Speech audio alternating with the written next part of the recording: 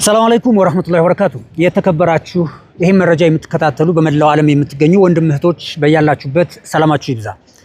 የምገኘው ሜክሲኮ አካባቢ ተባረክ እየተባለ በሚታወቀው ጥንታዊ መስጂድ ነው። ኦልሞስት 50 ዓመት ያለፈው መስጂድ ጥንታዊ ብለን ልንጠራው ስለምንችል እኔ አሁን የተደወለልኝ ልክ 7 ሰዓት ከሩብ ነው። 7 ሰዓት ከሩብ ላይ ሲደወልልኝ እኔ ቤቴ አስኮ ነው። አስኮ ላይ ሲደወልልኝ ምንድነው ሲል ፌደራሎች እየገቡ ነው፣ ምን ሊያደርጉ ሊያፈርሱ ነው መሰለኝ፣ እኔ እንጃ፣ በሩን ገንጥሎ እየገቡ ነው አሉኝ። ከጧት ጀምሮ የተለያዩ መረጃና ዜናዎችን እየሰማሁኝ ነበር። ነገር ግን በአካል ቦታው ላይ ከመገኘቴ በፊት ምንም ከማለት ተቆጥቤያለሁ። ዛሬ አሁን በአላህ በፈቀደው መንገድ እዚህ መጥቼ ነገሮችን ዞር ዞር ብዬ በአይኔ የተመለከትኩትን ነገር እና እውነተኛውን ነገር ነው የምነግራችሁ።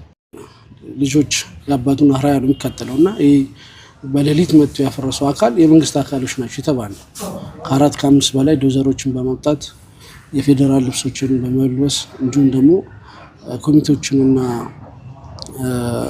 መጅሊስን ሳያማክሩ ምን ሳይሉ በቃ ወንበዴ ነው ላችሁ ወደ 11800 ምናምን አካባቢ ካሬ ሜትር የታጠረ ቦታ እንደነበረ የአካባቢው ማህበረሰብ ነገረኝ። የት ነው ቦታው? ይዞታውስ ገደቡስ የቱ ጋ ነው የሚለውን ነገር ለማየት ሙሉ አጥሩን እየዞርኩኝ ስመለከት እጅግ በጣም አዘንኩ። በጣም በተሰራው ስራም አፈርኩኝ። በጣም አሳቃቂ ሁኔታ ነው ያደረጉብን ማለት ነው። እኛ በኔ ሲደርሱ ማለት ነው እኛ ወንጀል አልሰራንም፣ ህጋዊ ቦታ ነው ያለነው። አረጋጉን፣ ቀስ በሉ፣ ወንጀል የሰራ ሰው የለም፣ ይሄ የአላህ ቤት ነው ያልኳቸው። አዋራ ላይ ቁጭ በላሉኝ። እኔ አዋራ ላይ በምን ታምር አልቀመጥላቸው። ይሄው ወንበር ፈልጌ በወንበር እቀመጣለሁ። ወንጀል አልሰራም፣ ጠባቂ ነኝ። የአላህ ቤት እየጠበቅኩ ኃላፊነት አለብኝ። የአላህን ቤት እየጠበቅኩ ነው። ሰው ሁሉ ጥሎብኝ ሄዶ ነው ስላቸው በቃ ስልካችን ወሰዱ። ህፃናቶች ከጋሩ አምጥቶ ብቻ ሻይ ቤቷ ላይ ይሄ ነው ብዬ አለላችሁ። ድንጋጤ ራሱ በእንትናችን ላይ ስላለ የሌለ ነገር ነው የተደረገብን። የሌለ ነገር ነው፣ ታይቶ የማይታወቅ ነገር ነው የተደረገብን። ከዚህ ቀደም ረመዳን አልቆ ኢድ ማግስት ላይ አንድ ቦታ ላይ ወደ ጋርመንት አካባቢ የሚገኝ ጃፈር የሚባል መስጂድ ልክ በዚሁ በተመሳሳይ በሌሊት መጥተው የጃፈርን መስጂድ አጥር አፍርሰው የሄዱ አካላት መኖራቸውን አወኩኝ፣ አየሁኝና ተገረምኩኝ። በተመሳሳይ ትላንትና ሌሊት ከስራ ሰዓት ውጪ በሆነ መንገድ መጅሊሱ በማያውቅበት የመስጂዱ ኮሚቴ ምንም አይነት መረጃ ባልተሰጠውና ባልተነገረበት ታጣቂ ኃይሎች መጥተው የተከበረውን የአላህን ቤት አጥር ሙሉ በሙሉ አውድመው፣ በነገራችን ላይ አፍርሰው የሚለው ቃል አይደለም የሚገልጸው፣ አውድመው ሄደዋል። አውድመው ለምን አልክ ካላችሁኝ ከስር የምትመለከቱትን ቪዲዮ ተመልከቱት። 7 ሰዓት ከምናምን አካባቢ ይሆናል የመጡት እና የነበረው ሁኔታ ተኝታችሁ ነበር? ተኝተን ነው በቃ ተኝተን ምንም ሳንረጋጋ ምንም እንደ ኃይለኛ ፓወር ነው የተጠቀሙት። ሰብረው ነው የገቡት ቀጥታ ማለት ነው። ገቡ፣ 3 የለበሱ ገቡ፣ ሲቪሎችም አሉ፣ የታጠቀ አለ። በቃ የሆነ በቃ ድሮ ፊልም ላይ የምናየው አይነት ነገር ነው የተደረገው ያለው። የሚገርም ማለት አገባባቸው በጣም የሚያስጠላ። ህፃናት የለ፣ ሴቶች የለ። ወላሂ የሚገርም ህፃናት በቃ ምንም ልብስ ሳይለብሱ አንጠልጥሎ ነው የወጡት። በቃ ለምን በምንድነው ስንላቸው አይ ከናንተ ጋር ምንም የሚያገናኘው ነገር ምናምን የለም፣ እኛ ስራችንን ሰርተን ነው የምንሄደው፣ ከናንተ ጋር ምንም የሚያገናኝ ነገር የለም። ያ ከጨረሱ በኋላ በቃ ሱቢ ሲለ እንደ ሌባ ነው ጥሎ የጠፉት። ሱቢ ሲደርስ ሰው ሳይመጣ ሮጦ ነው ያመለጡት። አዛን እንላለን፣ ሰላታችንን እንሰግዳለን፣ አዛን ልንል ነው ስናላቸው ግማሹ ከለከለን። እኛ ደግሞ በእንቢተኛ አዛን ስለ ጥሎ ነው የጠፉት። የታጠረው ወይም ደግሞ እንዲታጠር የተደረገው በመስጂዱ ኮሚቴ ፍላጎት ወይም በመጅሊሱ ፍላጎት ብቻ ሳይሆን የሚመለከተው አካል ይሄንን አካባቢ ያለማ ያለው ኤግልስን ጨምሮ የሚመለከተው የመንግስት አካል፣ የወረዳ፣ አጠቃላይ ሁሉም አይተው ተስማምተው የተደረገ ነገር ነው።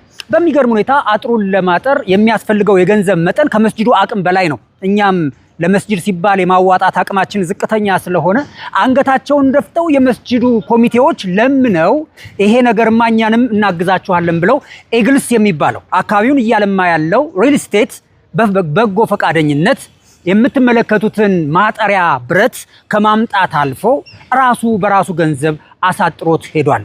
ዛሬ ምን ሐሳብ ተቀይሮ ነው ያውም ደብዳቤ ሳይገባ ያውም ኮሚቴውም ይሁን መጅሊሱ እውቅና ሳይኖረው ያውም በዶዘር ይሄንን የመሰለ የሀገር ሀብት ጨፈላልቆ ማፍረስ የተፈለገው? አጋጣሚ ሽንት ልሸናት ወጣሁ። ስንት ሰዓት ላይ? ልክ 7 ሰዓት ላይ መርሃባ።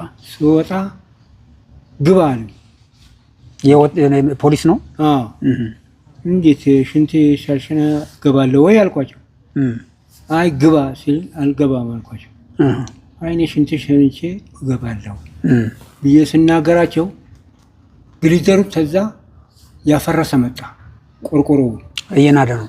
የናደ ሲመጣ ደነገጥኩኝ። እኔ ልቤን በጣም ደነገጠ። ይህን እንደዚህ እንዴት እንደዚህ ይሆናል ምናምን አልኩና እቤት ውስጥ ስገባ ናውጣ ስልክህን አምጣ አለኝ። ስልክ ሊደውሉ ነው ብሎ?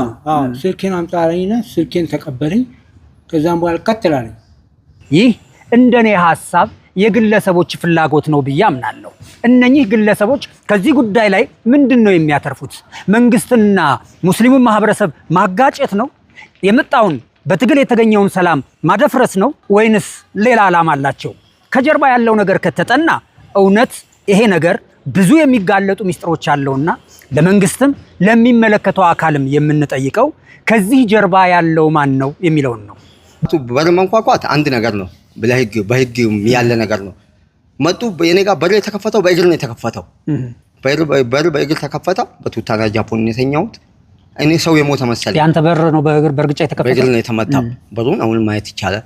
ከዛ በኋላ እኔ ደነገጥኩ። ማብራት ጠፍቷል። ቅድሚያው ማብራት ከቆጣሪ አጥፍተዋል።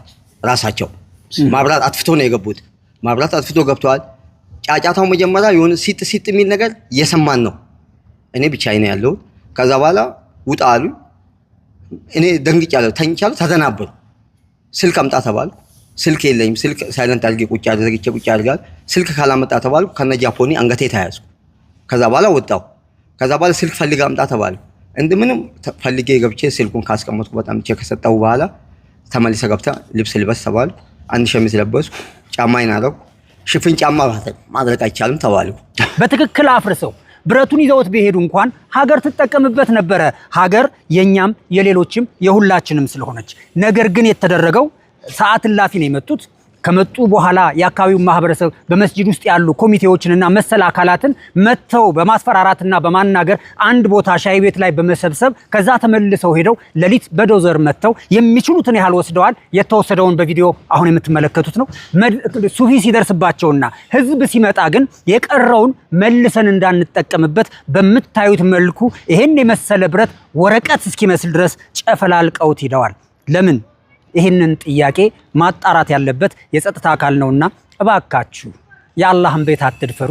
የጸጥታ አካላትም ይህንን ያደረጉትን ሰዎች በአስቸኳይ ለፍትህ ታቀርቡልን ዘንድ በአላህ ስም እንጠይቃለን። እኔ ይሄ መንግስት ይህን ይፈጽማል ብዬ አላምንም።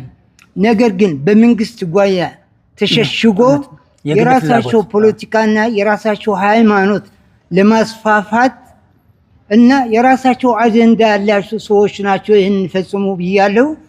ስለዚህ መንግስት ለእንደዚህ ሰው መንግስት ከሆነ ማዘጃ ያመጣል። ከዛ በኋላ ፈርሳለሁ ይላል። ማፍረስ መብት አለው።